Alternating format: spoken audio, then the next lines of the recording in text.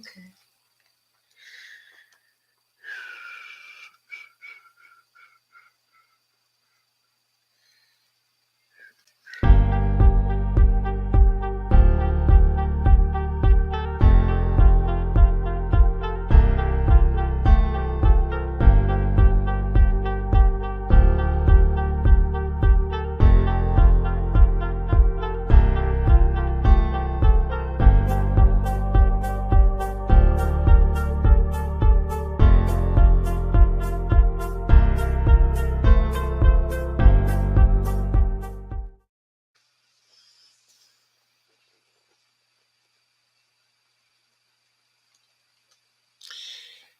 Hi, everybody.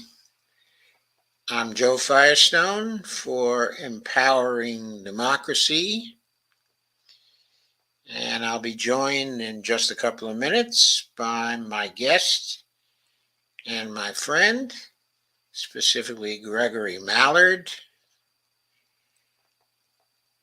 of Revolution Evolution. He's the host of that show. And perhaps also Dee Pierce, who is the co-host of the Around the World with Brandy and Dee show. And of course, by now you must have guessed that we are teaming on each other's shows for some time, trying to get all of us going at this point. What we've been doing on Empowering Democracy of late, at least for 3 nights out of the week, is taking up the topic of dump the corruption. And specifically, we're looking to see whether a dump the corruption litmus test can be passed. And we're going through members of the CPC to see if they can pass it. Thus far, we must have gone through about, between Greg and I, we must have gone through about roughly 27 members of the CPC.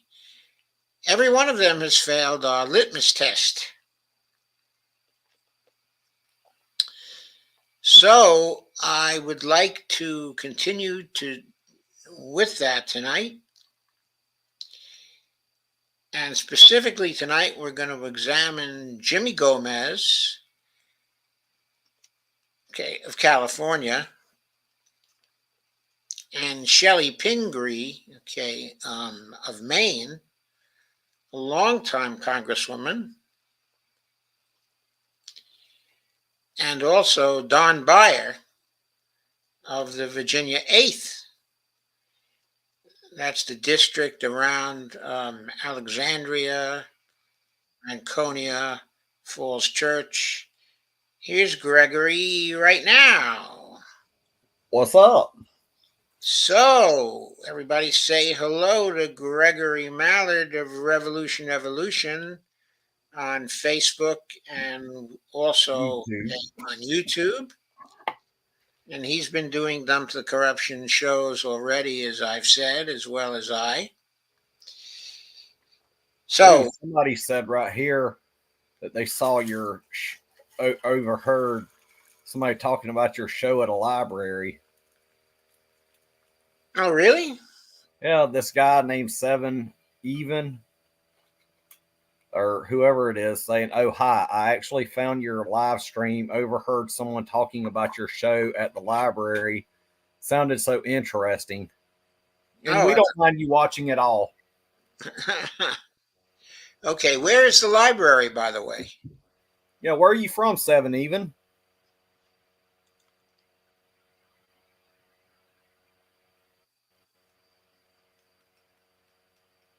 Well, you're in the right place. Yes, you're in the right place. This is the show. I did want to say something to Steve Wolfbrand, which is a hangover. Oh, you're my neighbor to the south there. I'm from up here in the state of Georgia.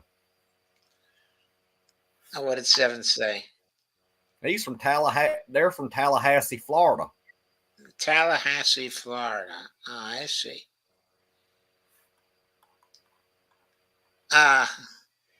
Okay, so okay, I wanted to make a comment, Steve, because in the earlier show we had tonight, the Around the World with Brandy and Dee show, you were remarking, uh, okay, that you thought it was really kind of stupid for people to claim that they were the chosen people or are the chosen people. Okay, I don't want to offend anybody.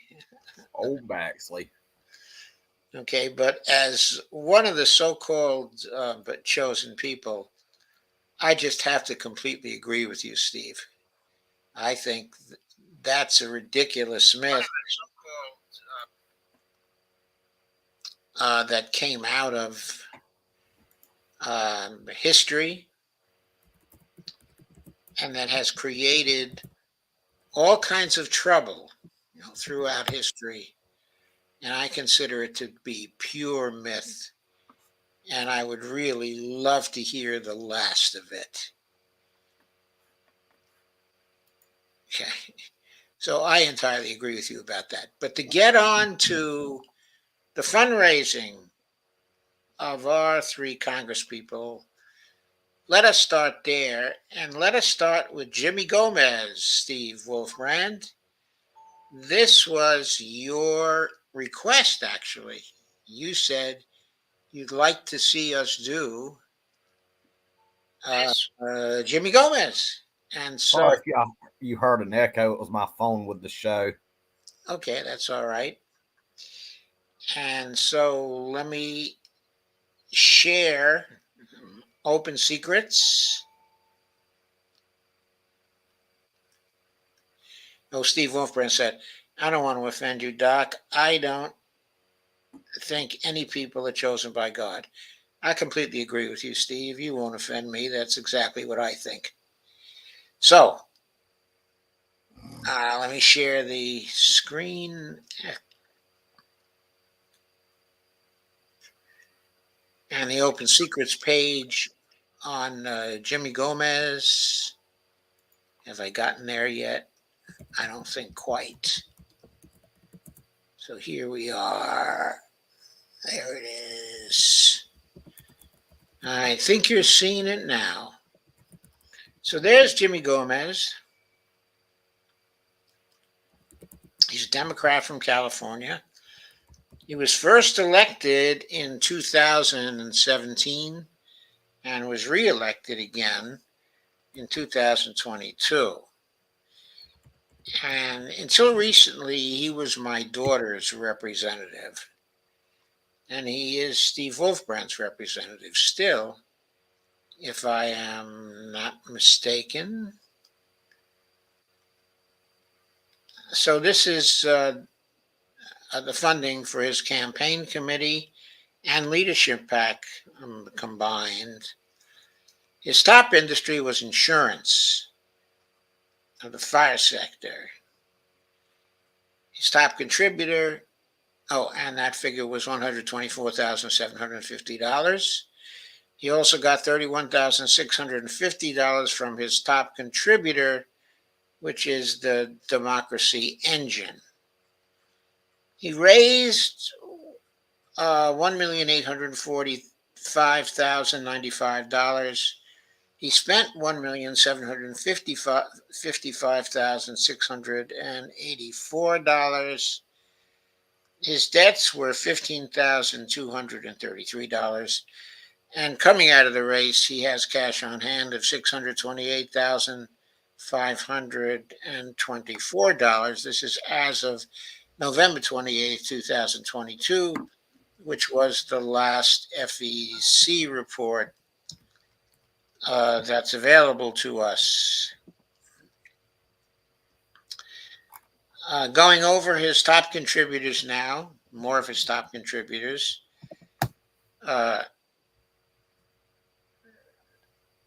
From the Capital Group, he got 25,000 came from individuals, 0 from PACs. From the National Association of Realtors, he got a total of 20,250, 250 from individuals, 20,000 from the National Association of Realtor PACs.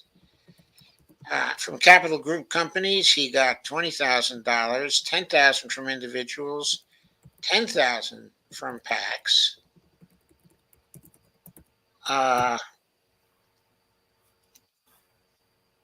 And the Royal Business Bank, he got 17,400 from individuals at that bank.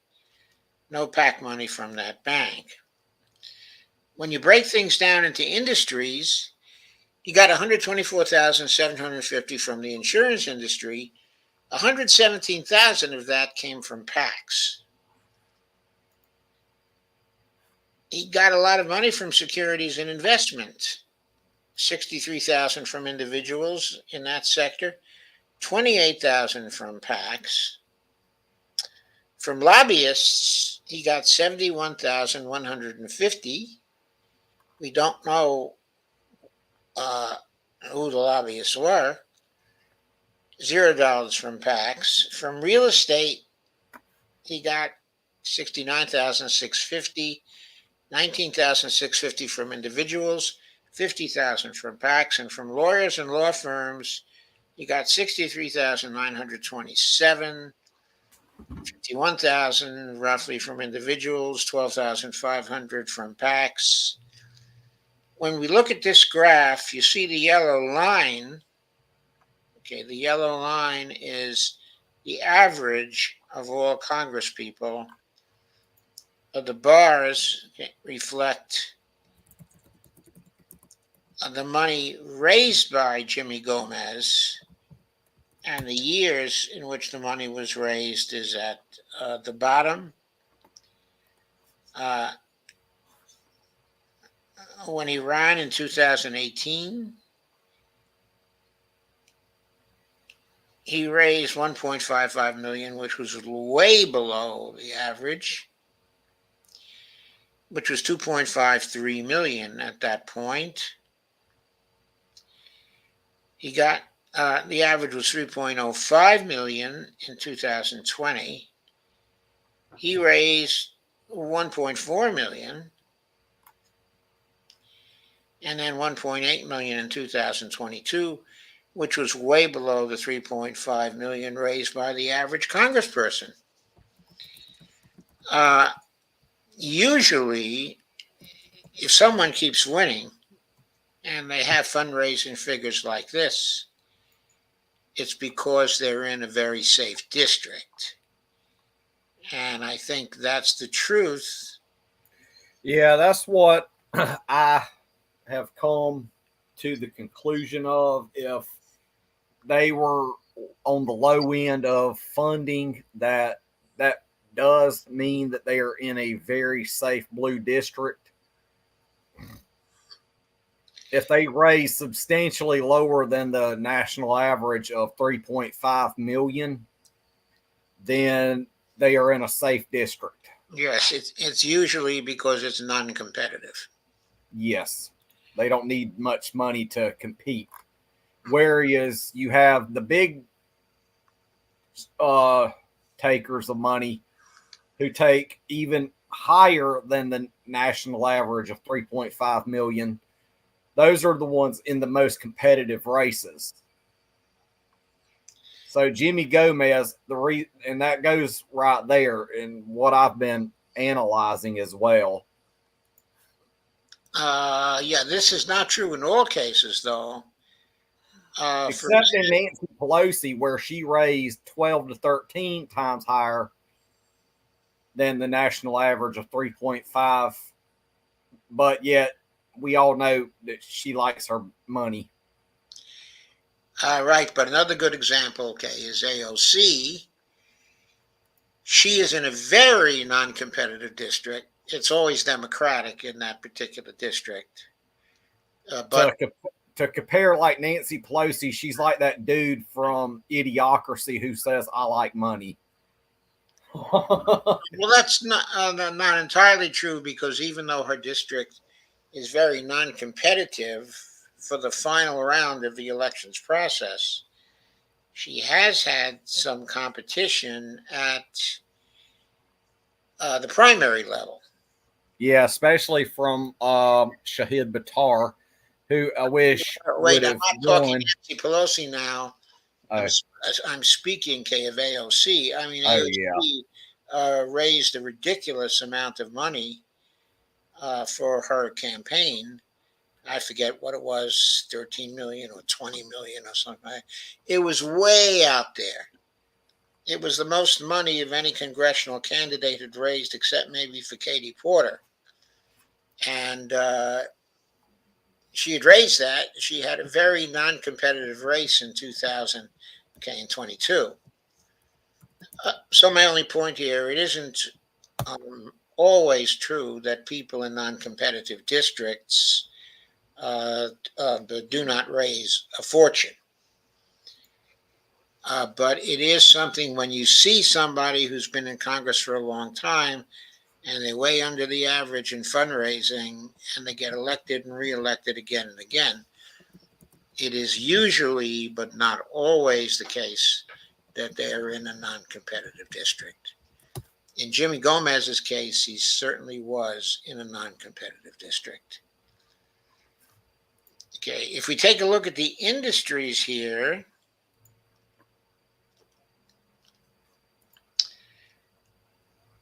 let me make sure we're looking at both the campaign committee and the leadership pack to make sure it's a true picture, okay, of all of it. We have this time his top 20 industries, which we were not looking at earlier. Uh, okay, lawyers and law firms. Well, I guess I covered that earlier. Public sector unions, he raised $61,260. 260 was from individuals. 61,000 was from PACs. And health professionals, 10,150 from individuals, 50,000 from PACs. And accountants, 10,350 from individuals, 39,000 from PACs.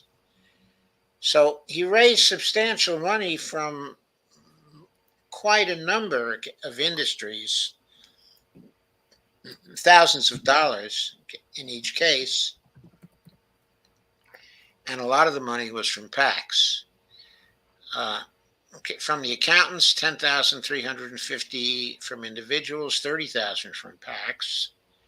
From Democratic and liberal groups, he raised $32,196, 13,500 from PACs.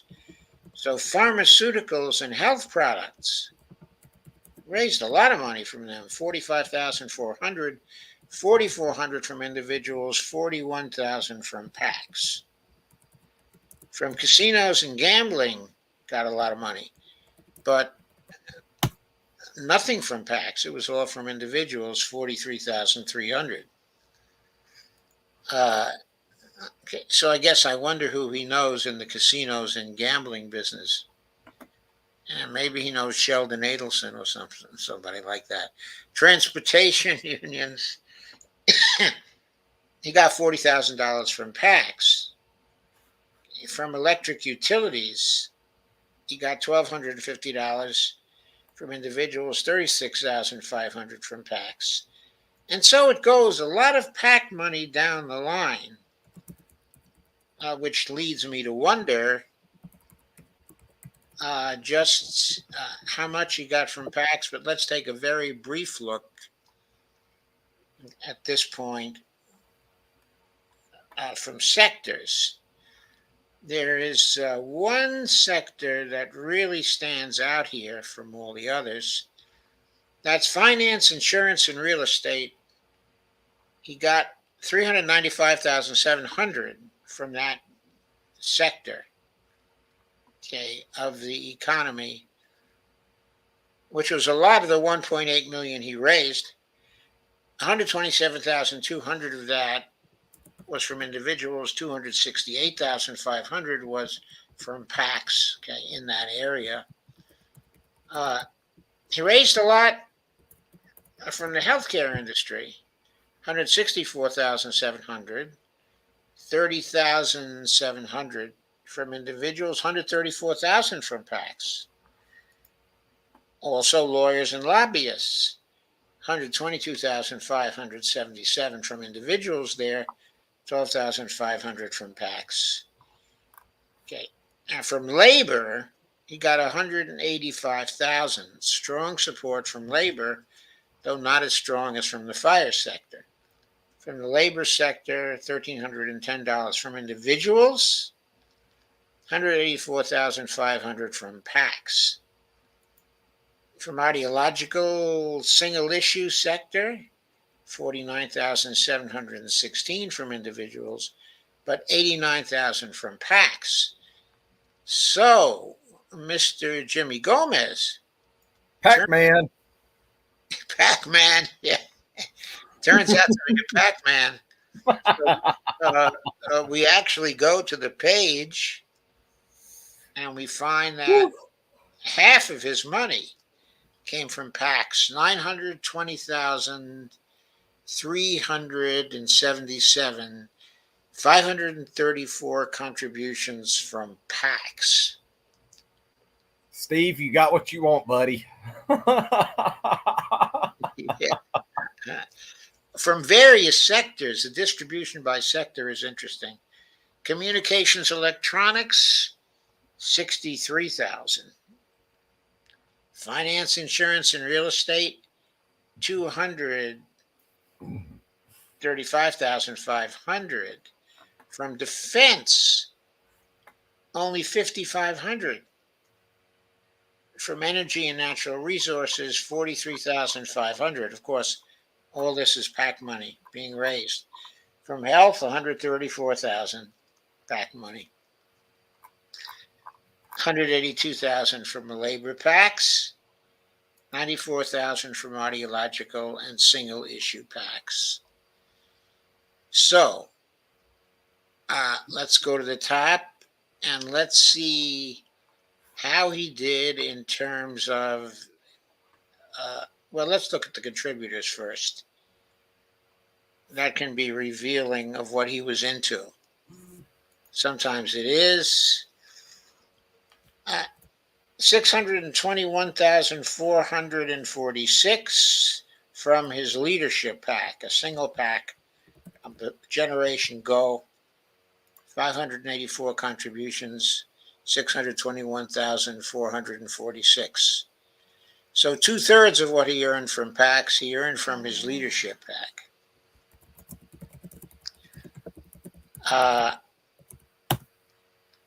And we got the top 20 contributors. Let's see the most notable of that.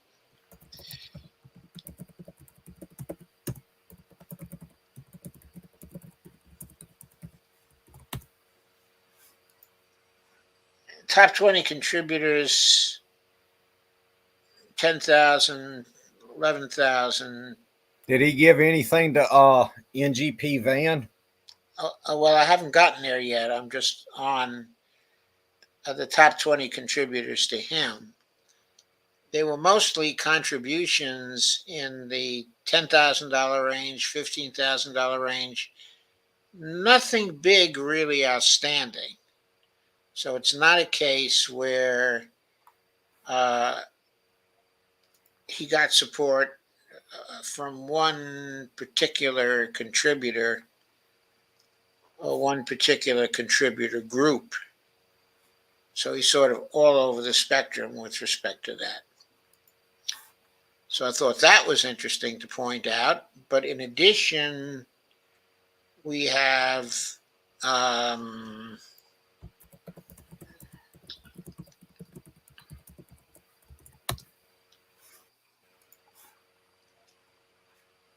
his expenditures, how he spent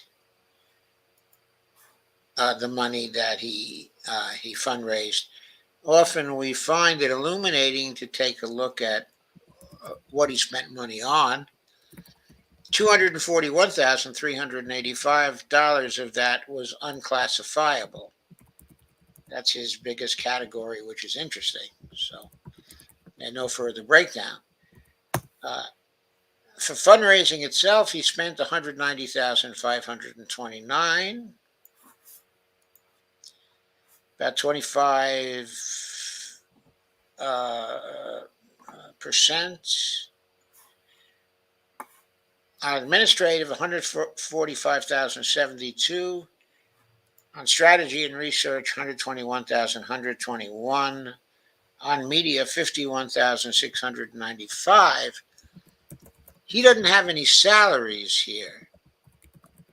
It's likely that that unclassifiable category is one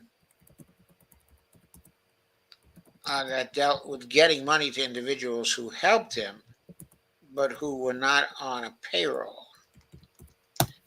Let's look at top vendors and recipients. There's a marketing company. First, he made 17 payments to that company. Okay, it's NM.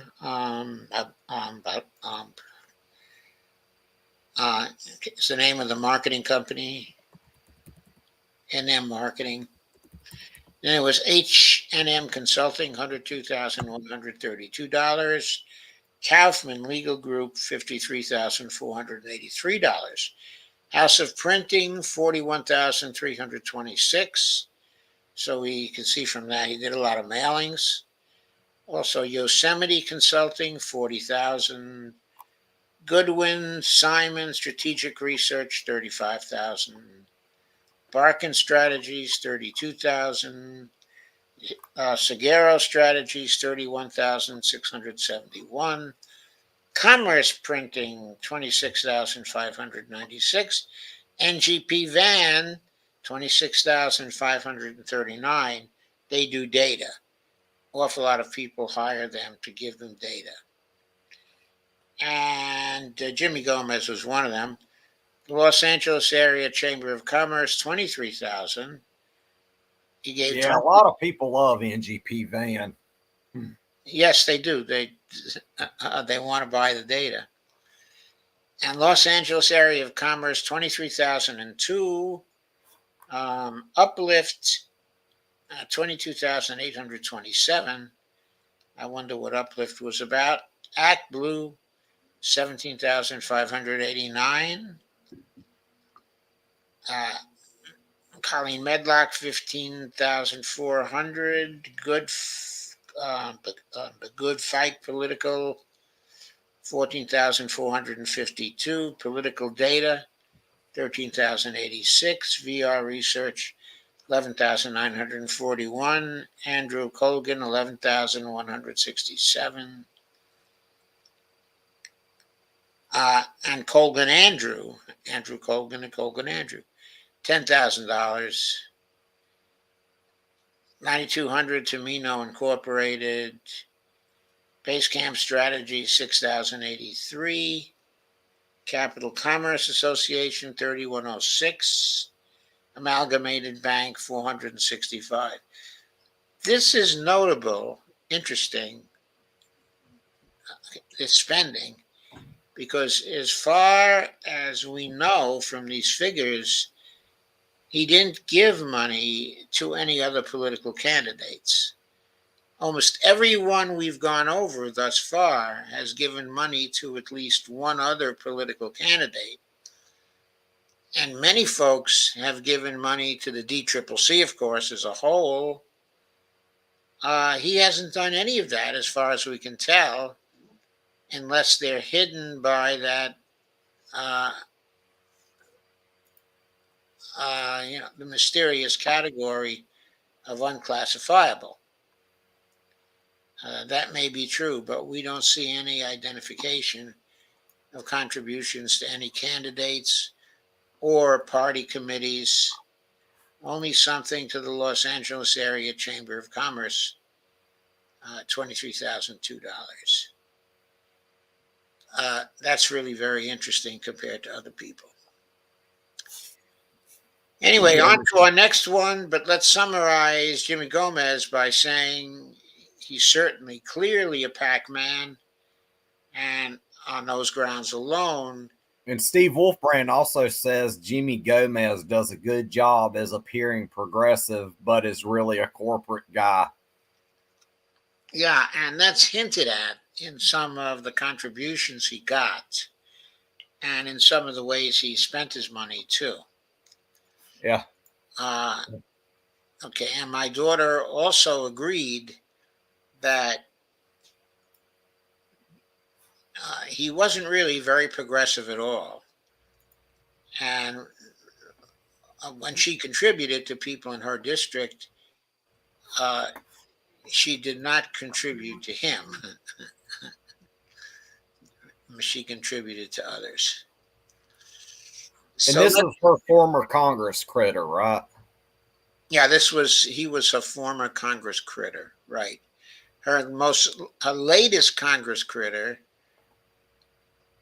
okay, was actually Adam Schiff, Oh, the guy that sees Russians everywhere. the guy that sees Russians everywhere. And by the way, he's the other candidate who's running for Dianne Feinstein's seat, or one He of the. was also on the January 6th committee. Yes, yes, he was one of the leaders on the January 6th committee. But the interesting thing is that he's trying to run for the Senate now. So he's going to be running against Katie Porter, and there are a couple of other candidates there. Oh, I think Barbara Lee indicated that she might be running for Dianne Feinstein's seat also. So that's going to be a very interesting race. Of the candidates so far, well, Katie Porter comes in with the biggest war chest, but I think that Adam Schiff is going to have an easy time raising money from defense industries. So I think that's what we're going to see there. We're going to see, tremendous PAC activity from him. Okay, next I want to look at Chellie Pingree. Not many people have heard of her. She used to be viewed as an active leftist in Congress in the period 2008, 2009, 2010. She was a pretty reliable lefty vote in Congress. Haven't heard too much about her since then.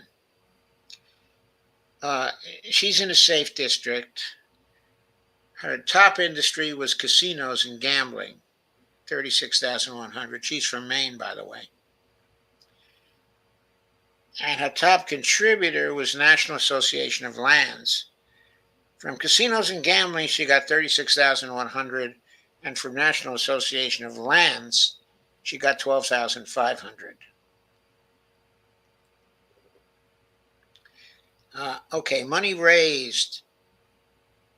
Catch this: $567,473. I think thus far that's the lowest fund raised for any incumbent, isn't it, Greg?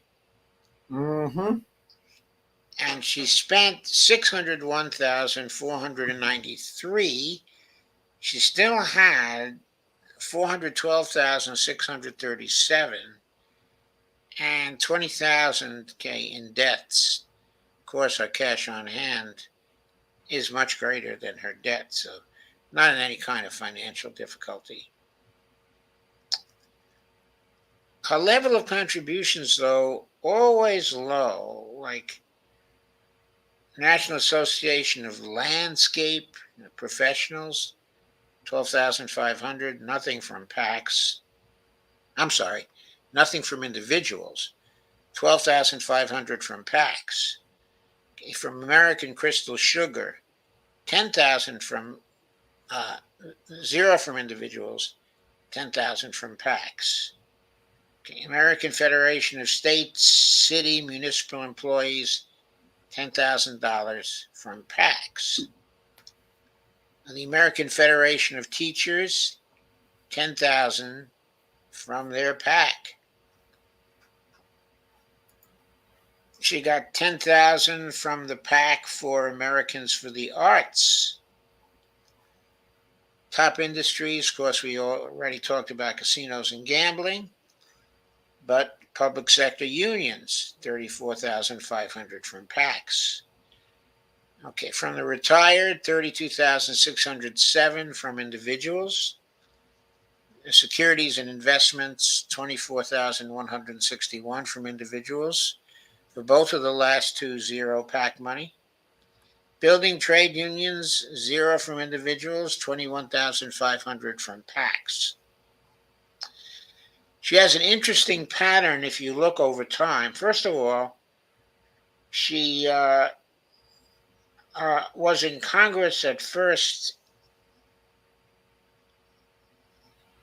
She got elected first in 2002.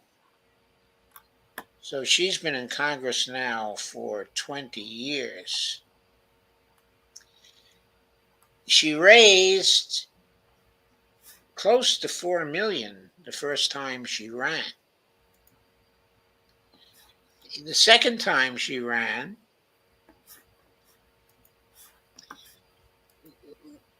she raised $8,170.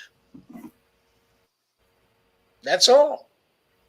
$8,170. She still won, of course. I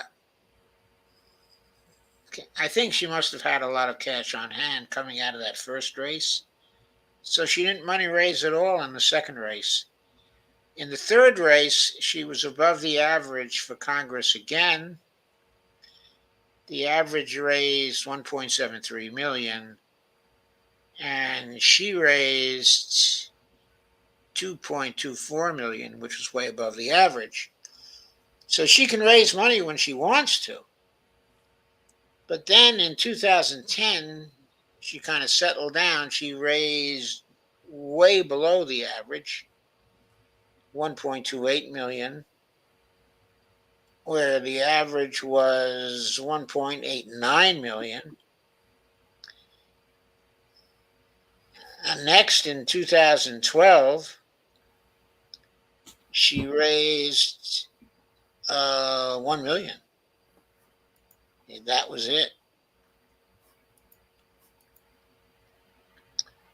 She raised $453,000 in 2014, $609,000 in 2016, $772,000 in 2018, $487,000 in 2020, and $560,000 in 2022.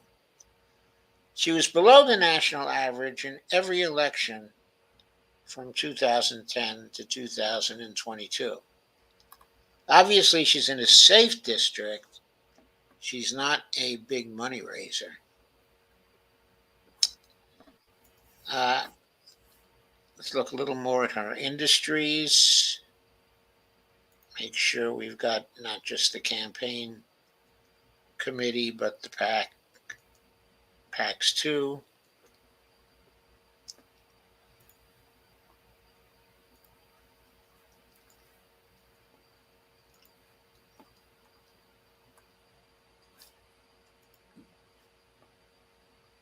From the retired sector, 30,607. Of course, casinos and gambling, she raised 36.1 thousand.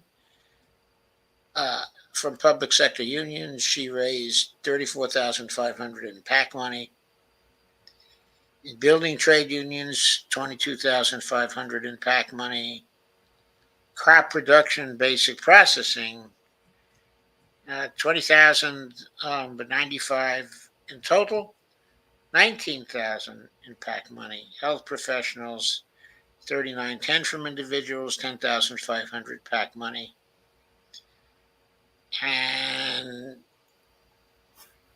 for most of the rest, she was down around 5,000. But it was mostly PAC money and went across a number, of categories. So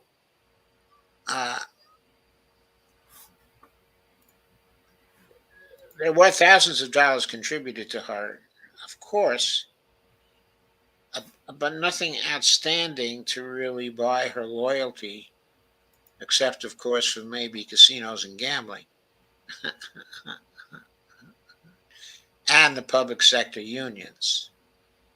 As I said, she's known as a lefty, probably somewhere left of center of the Congressional Progressive Caucus. She was a big advocate for healthcare reform in 2009 and 2010. Let's look at her contributors.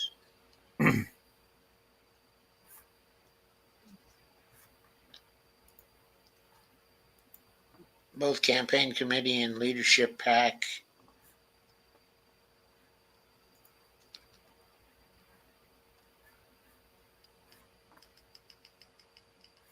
Okay, again, we're mostly seeing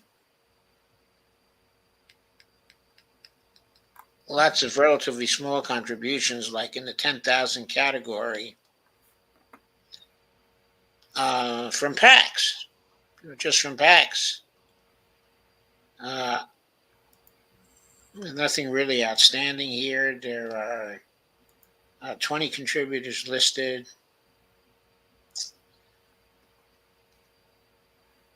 There's nothing outstanding you could point to as saying, she's been captured by anyone. That actually look at the PAC category itself. I don't think so. $266,512 from PACs. That means half our money came from PACs.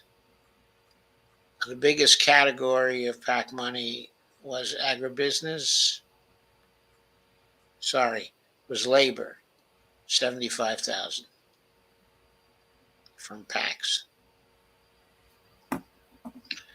So she is very low key in Congress. Not too many people hear about her anymore. She was making much more noise in 2009, 2010, 2011 in there. I remember her from the healthcare battles. Was she for Medicare for all? No, she was not for Medicare for all, but she was for a healthy public option. Yeah. Well, but yeah, in those days, at that time,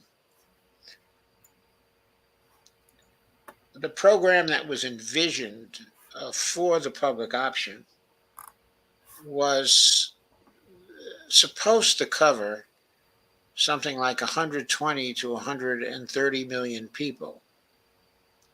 Okay, now that program was never passed, and it probably wouldn't have worked. But there were many people who were gulled into supporting the public option because that was the kind of program they were envisioning. In other words, in addition to Medicare, which was there, of course, for a very large number of people as well, the ideal public option program, as originally outlined by Jacob Hacker, would have covered, in theory, 120 to 130 million people. Now, when that came around into the Congress, it got sabotaged by Nancy Pelosi, Old Pelosi, who originally supported a public option plan that would have covered at best only 10 million people. And then, of course, they went around pretending that the program that would have covered 10 million people was the equivalent of the one that would have covered 120 million people. Okay, but when Chellie Pingree was advocating for the public option, she had in mind the far bigger program. She was no Nancy Pelosi. Of course, no public option at all was passed because the strength of the health insurance company reaction to the public option was so strong that the public option completely fell by the wayside, and Nancy Pelosi then fell to supporting the ACA program, okay, the Affordable Care Act, and of course had much to do with the designing of the Affordable Care Act. And we know that was all totally corrupt, but that wasn't what Chellie Pingree was supporting. She was supporting something that, at least in theory, was much closer to Medicare for all. Yeah, and as Jim Bird just said, imagine that no public option where we all have Medicare for all and everyone is covered completely. Yep. Yes, I was very strongly advocating for that in the 2008, 2009, 2010 period. I was going crazy over HR 676. Okay. Yeah, I saw where even Mike Gravel, when he was running for president, he called for a national health service. Oh, yeah. Yes, he was. He wanted one like the UK had. Certainly. Mm-hmm.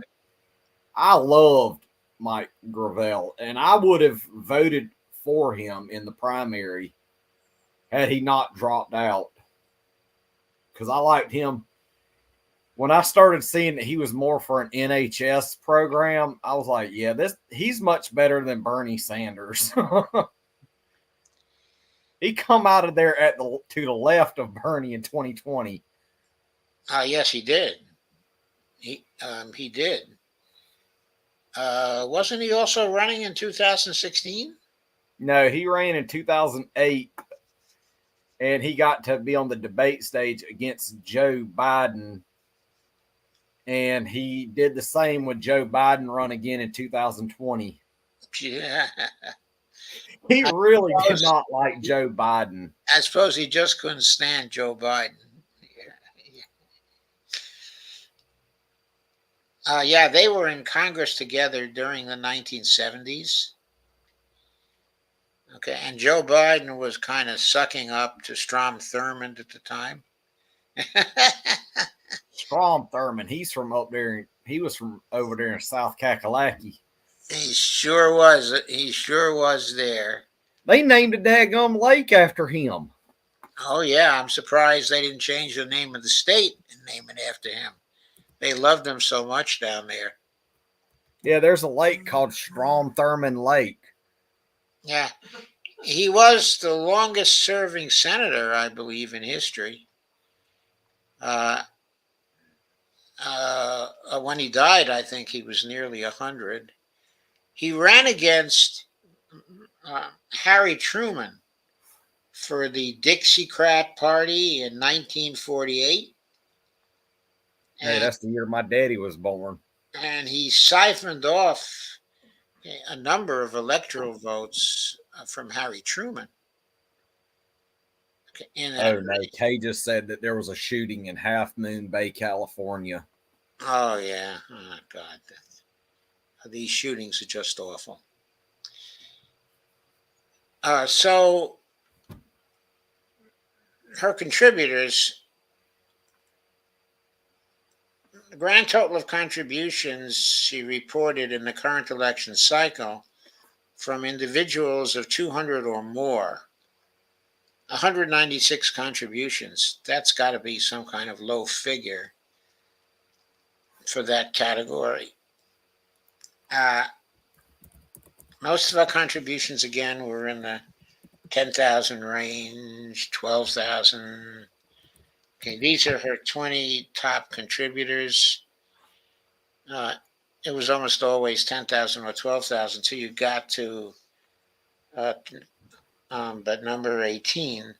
Then it started going down below that, 8,000, 7,500, 7,500. She wasn't hitting people for much money. I'll get, I'm sure that was because she was in a very safe district and was largely unopposed. I think by now she's just a fixture in Maine, having spent uh, 20 years in the Congress. I added the leadership pack to here.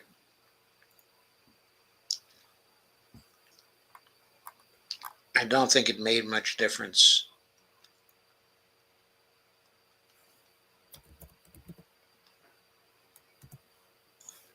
So there we go. Let's see how Chellie spent her money.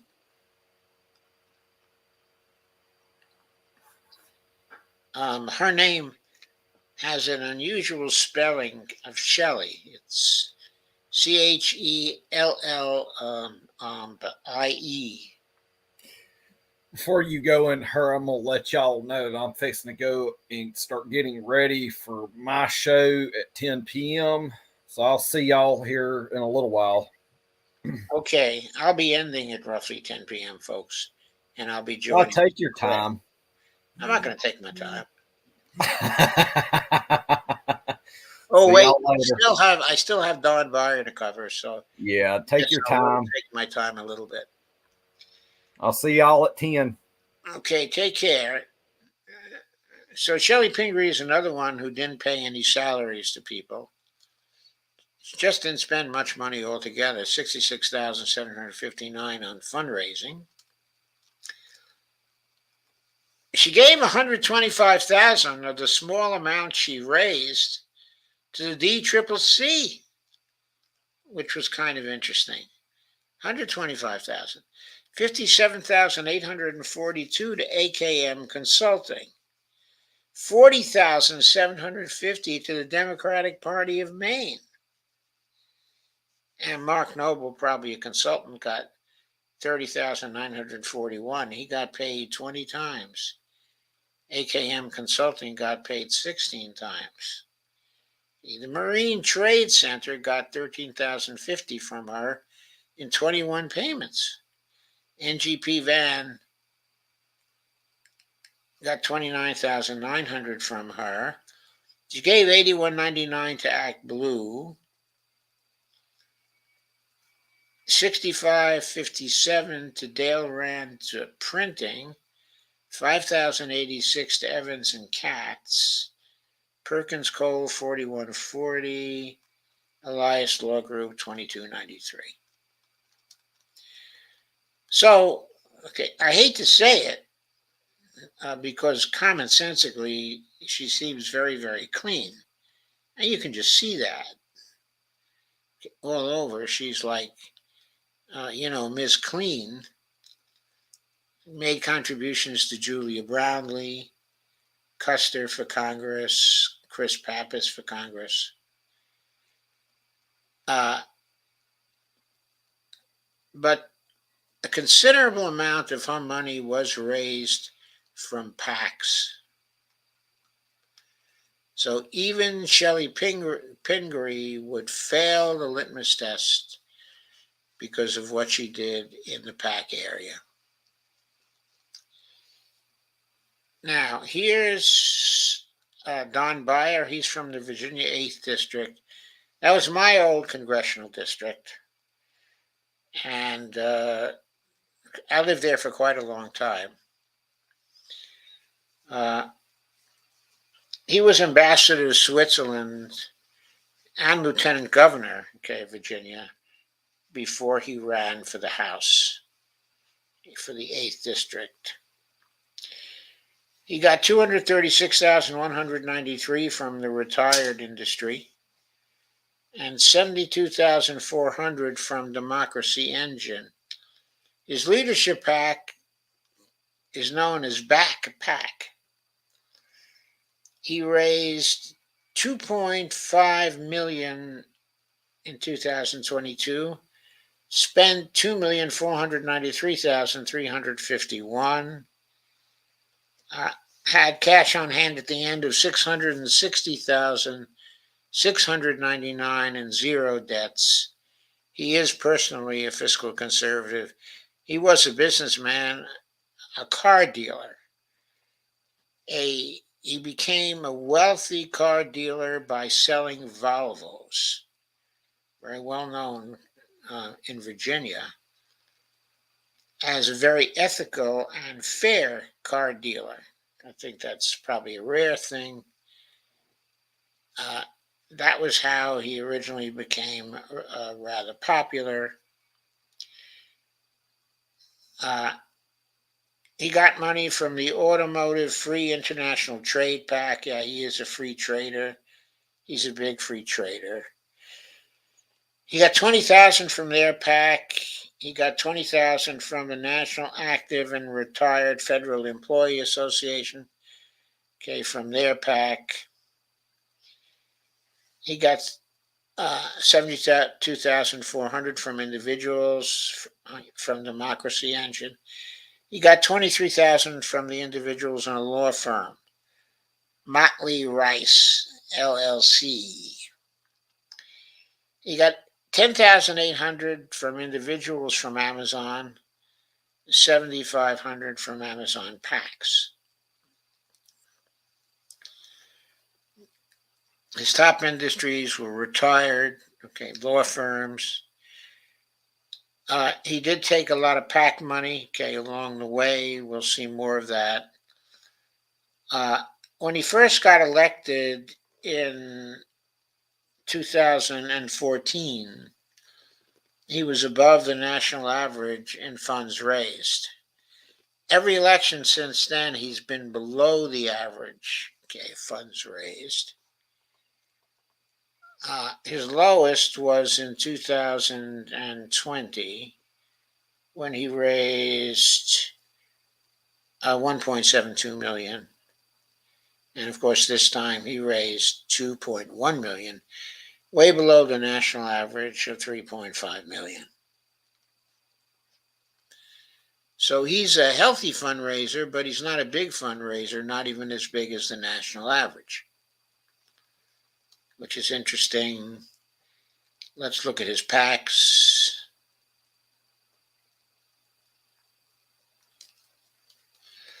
He raised 601,887 from PACs. So we see there that he fails the litmus test. There.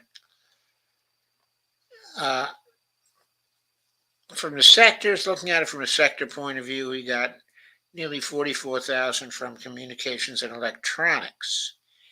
He got 42,000 from defense. That's not perhaps surprising because defense industries are very big in the Virginia 8th. There's a lot of defense companies there. And the fire sector, he got 170,500 from. That's not surprising either, from fire sector PACs, because finance, insurance, and real estate are all huge in his district. Got 53,000 from health. Health industry is also huge in his district. This is health PACs. Lawyers are very big. He only got 23,500 from them. Transportation, that's of course something he has a big interest in, 66,500. From labor, he got 80,500. He was popular with labor. Ideological single issue stuff, 28,587. My impression of him during the time when he represented me was that he was a Clintonite, but he was a lefty Clintonite, if you can imagine that. he was a neoliberal, but not that mean a neoliberal. Anyway, personally, I liked him.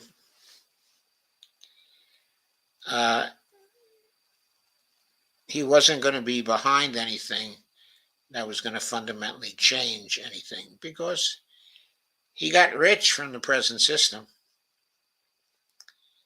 and he liked it, certainly.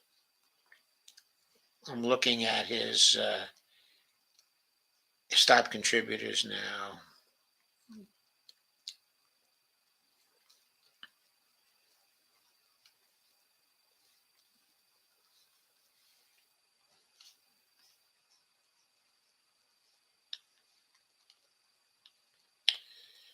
Grand total of contributions he reported in the current election cycle from individuals of 200 or more. There were 1,102 such contributions, and they raised half of his money for him, 1,232,329. In other words, he took a lot of money from wealthy individuals.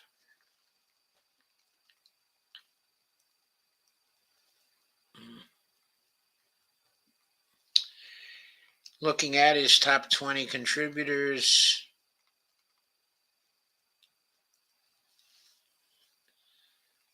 okay, the law firm Motley Rice LLC gave him $23,000. Democracy Engine, $72,400. But none of these big individual contributions were from PACs. I take that back. There's Deloitte, LLP. Okay, Deloitte was in his district, and they gave him $10,000 in PAC money, $1,000 in individual contributions. Got $10,800 from American universities, $10,600 from the Burke and Herbert Bank, individuals from Burke and Herbert Bank. He got $6,500 from individuals at J Street and $4,000 from the J Street PAC. Got $10,000 from the Toyota Motor Company, $10,000 from SpaceX.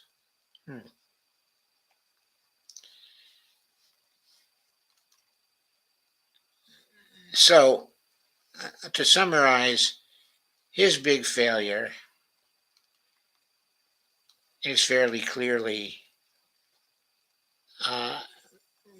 taking money from PACs.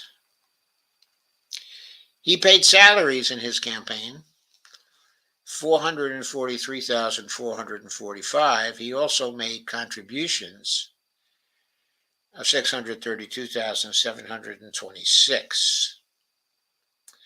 Fundraising, $339,960. He gave $350,000 to the DCCC.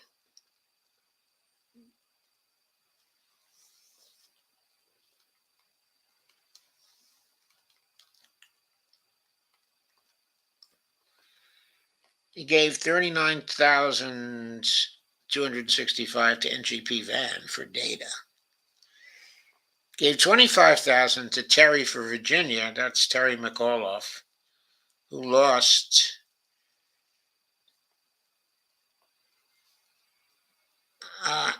and Jasper Vandenberg, $21,428. I don't know if he was running for anything. Matthias Tillman, $16,867. These sound like consultants to his campaign. Blue Deal LLC sounds like a consultant firm. $15,689. Arlington Democratic Joint Campaign, $13,500. Democratic Party of Virginia, $12,220. But Coty for Virginia, 10,000. David Brown, 10,000. Also, Rodney Willett for delegate, 10,000. Rosalind Tyler for delegate, 10,000. Those are people who were running for state delegate here. Friends of Alex Askew, 10,000. Mark Herring for Attorney General, 10,000. Yes, a lot of contributions to the Virginia machine, which he certainly helped to construct. He gave 10,000 to Jennifer Wexton, who was my congressman at this point in the Virginia 10th. And she came out of the machine that Don Beyer fed over a period of time and that he helped to build when he became lieutenant governor of Virginia. He's a real Virginia party man. He contributed to Malinowski in New Jersey, 10,000 also. Abigail Spanberger, 10,000. He gave 10,000 to Elaine Luria also. Cindy Axney for Congress. She had been a congressman. Elaine Luria and Cindy Axney both lost, by the way. He gave 8,000 to Cindy Axney for Congress. Matt Cartwright, he gave 5,500 to. Matt Cartwright was running in Pennsylvania, and he won. He's pretty lefty. Gave 5,500 to Chris Pappas for Congress. I don't know much about Chris Pappas. He gave 5,500 to Jared Golden, 5,500 to Andy Kim, 5,500 to Angie Craig, 5,500 to Josh Harder, 5,500 to Katie Porter, 5,500 to Lauren Underwood, 5,500 to Alyssa Slotkin, 5,500 to Kim Schreier, Mike Levin for Congress, 5,500. Also Mickey Sherrill, 5,500. Friends of Jahada Hayes, 5,500. So nobody that we've seen so far has contributed so widely to other candidates. Okay, Nevadans for Stephen Horsford, 5,500. Tom O'Halloran, 5,500.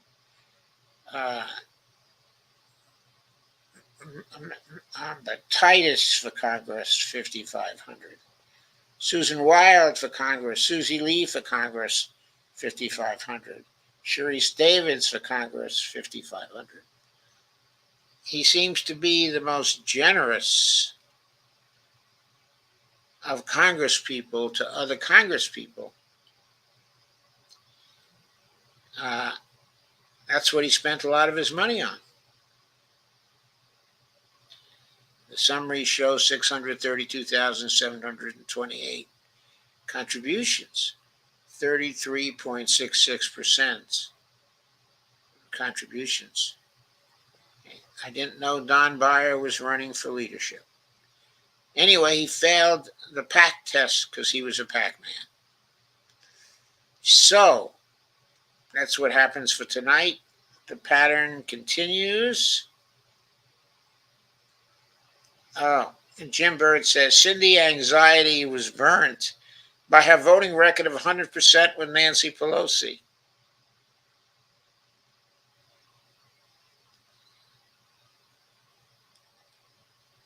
K. Ryan says, another old guy is the shooter. Guess that's the shooter in California. Jim Bird says here in Iowa. Yeah, I know who Cindy Anxiety was and where she ran.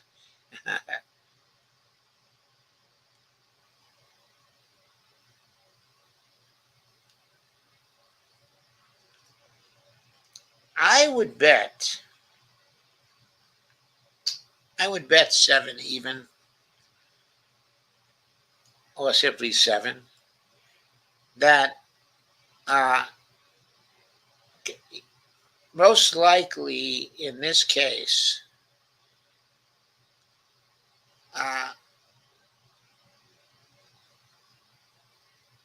and that SpaceX just decided out of the blue sky to give money to Don Beyer. Jim Bird said, "Thank you, Joe, for your tenacity." Well, thank you, Jim, and thank you for coming. Kay says, "The hate has never ended. Lesser of evil neoliberal." Jim says, "Damn mean neoliberals." Sandy Degg says, "How awful."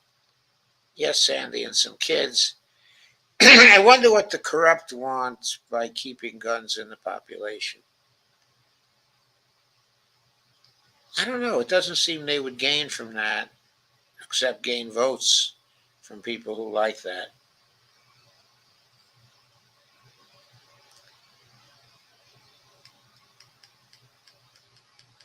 Hi, Sandy Day. Great to see you. Hi, Kay. Great as always to see you. Seven says, "Hello, Sandy. Interesting stuff here. I'm in shock about how much money these politicians take." Yeah, me too.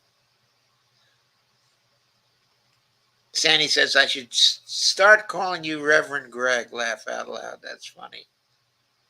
This is Greg, by the way, Sandy. Yeah, Greg. Steve Wilprin says, "Love Mike Gravel, hearts." Yeah. Revolution Evolution, you sharing the FB or YouTube version, Sandy.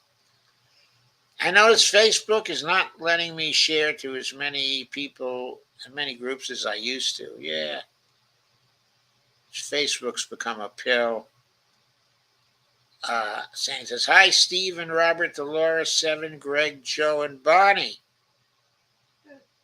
Thank you, Sandy, for not forgetting Bonnie.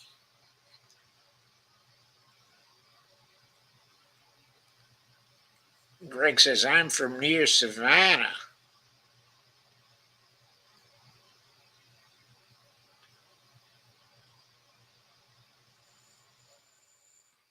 Steve says, "Schiff is even worse." Yeah, I agree.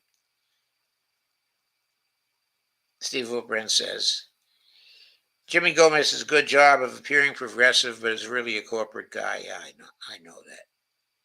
I know that. Jimmy Gomez, another Pac-Man? Yeah, he is. He is. He's another Pac-Man. Pretty big Pac-Man. Steve says, "Jimmy's a mixed bag. I don't trust him. I wish Kenneth Mejia would have won." Me too.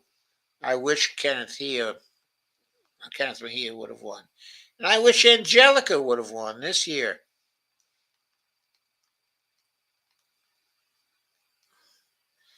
I'm waiting for Angelica Duenas to win. She's a tough bird.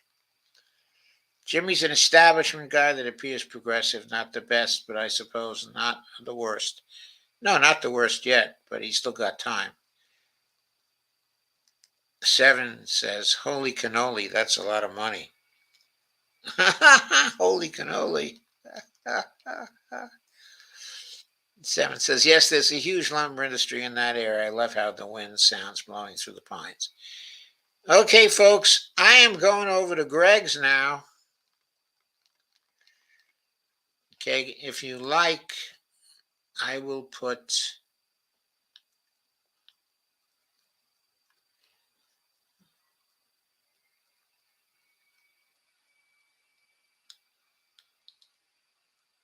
a link to Greg's. Greg's doing something on the climate tonight. I'm real sorry I took too long, but here is the StreamYard link. If you all, I shouldn't be giving you the StreamYard link. I should be giving you the YouTube link, but I can do that. It's right there. Okay. Here is the YouTube link. And I'm putting it right in the